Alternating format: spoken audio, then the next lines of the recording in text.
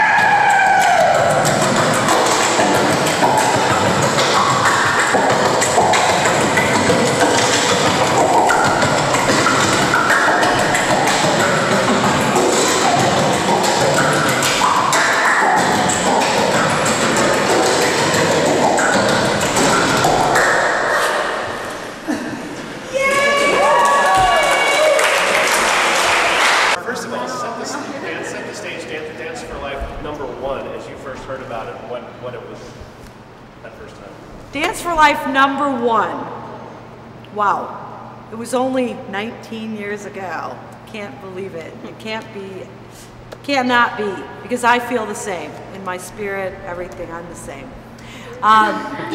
It was a very, I think it was the first event within the Chicago dance community where everyone came together.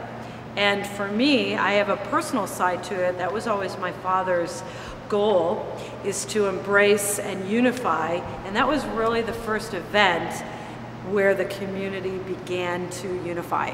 At the Organic Theater, not a proscenium stage. There was not a front. It was very angular stage. So it was challenging, and a nameless dancer in our company literally flipped out in the midst of the piece and forgot the entire choreography. And I was sinking. Oh my God. And I'm not exaggerating.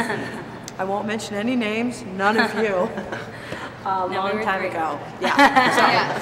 But it was an embracing the dance community and doing something very powerful for people, and I think that's why we do what we do. When people mention the word AIDS back then, the first thought was? The first thought was, that was it. You're gone. So the length of time and what I think our event has created and the positive impact it's had on the AIDS research and helping people has been absolutely monumental.